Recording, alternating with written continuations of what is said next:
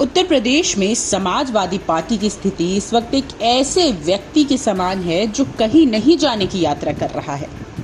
Samajwadi party प्रमुख अखिलेश यादव के राजनीतिक दुश्मन जहां तेजी से आक्रामक होते जा रहे हैं, तो वहीं उनके दोस्त अब उन पर तंज कस रहे हैं। उन्हीं के पार्टी के नेता उन्हीं की नीतियों की आलोचना कर रहे हैं। हाल ही में ही शिवपाल यादव ने यशवंत सिन्हा को समर्थन देने के फैसले पे अखिलेश यादव व समाजवादी पार्टी की आलोचना की है। शिवपाल यादव ने कहा कि एक समय पर यशवंत सिन्हा ने मुलायम सिंह यादव को आईएसआई का एजेंट कहा था। अब उसी यशवंत सिन्हा को समाजवादी पार्टी व अखिलेश यादव समर्थन दे रहे हैं, जो कि समाजवादी पार्टी के लिए एक बहुत ही शर्मनाक बात है।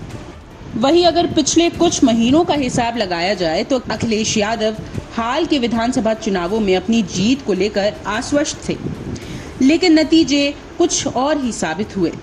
उनके लिए एक यात्रा समाप्त हो गई और दूसरी शुरू हो गई, और खास बात यह है कि ये यात्रा पिछले वाले से भी ज्यादा कठिन है। अखिलेश यादव ने पार्टी की भागदौड़ जब से संभाली है, तब से समाजवादी ज्यादातर चुनाव हार रहे हैं। 2017 के विधानसभा चुनाव हो या 2019 के लोकसभा चुनाव या फिर हाल ही में हुए 2022 के विधानसभा चुनाव, पार्टी के नेता और कार्यकर्ता केवल उन्हीं के प्रति वफादार हैं जो उन्हें वोट दिला सकते हैं। इसीलिए समाजवादी पार्टी के गठबंधन में रही छोटी छोटी पार्टियां अब अपना अपना रास्ता ढूंढ रही हैं। समाजवादी पार्टी की स्थिति जब से बिगड़ी है, तब से समाजवादी नेतृत्व वाले गठबंधन के सहयोग तेजी से बेचैन हो गए हैं। ये केवल इसलिए अपेक्षित था क्योंकि असफलता के कुछ मित्र होते हैं, बल्कि सफलता के बहुत से मित्र होते हैं। महान दल के अध्यक्ष केशव देव मौर्य पहले ही सपा से नाता तोड़ चुके हैं।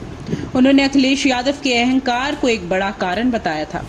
जनवादी पार्टी के प्रमुख संजय चौहान ने भी सपा प्रमुख के संवाद नहीं करने और अहंकार की बात की थी। कभी अखिलेश यादव के बहुत बड़े समर्थक रहे सुहेलदेव भारतीय समाज पार्टी के नेता ओम प्रकाश राजभर अब दावा कर रहे हैं कि सपा प्रमुख को अपनी वातानुकूलित ड्राइंग रूम की राजनीति छोड़ देनी चाहिए। हालांकि ओपी राजभर अखिलेश यादव पर कई से बयान रोज देते रह रहे हैं। ऐसे में ये भी कयास लगाया जा रहा है कि महान दल और जनवादी पार्टी के बाद सुहेलदेव भारतीय समाज पार्टी का भी गठबंधन समाजवादी पार्टी से टूट सकता है। अब इस सब के बीच एक सवाल जो उठता है वो ये है कि क्या 2024 में बीजेपी के खिलाफ अकेले ही लड़ेंगे अखिलेश यादव? दरअसल अखिलेश यादव ने 2017 के विधानसभा चुनावों में राहुल गांधी के साथ जोड़ी बनाई थी, लेकिन ये जोड़ी फ्लॉप हो गई। 2019 के लोकसभा चुनावों में मायावती ने 26 साल बाद सपा और बसपा का गठबंधन किया। उन्होंने यूपी की राजनीति में हलचल मचा दी, लेकिन इस बार जातीय ध्रुवीकरण का ये दाव भी फेल रहा। अब ऐसे में एकमात्र सहयोगी जिसने अखिलेश यादव और उनकी पार्टी के खिलाफ एक शब्द नहीं बोला है, वो है राष्ट्रीय लोकदल। राष्ट्रीय लोकदल बेहद सावधानी से चल रहा है। सूत्रों का कहना है कि राष्ट्रीय लोकदल के प्रमुख जयंत चौधरी सपा के साथ तब तक संबंध नहीं तोड़ेंगे जब तक एक बेहतर और अधिक विश्वसनीय सहयोगी उन्हें नहीं मिल जाता।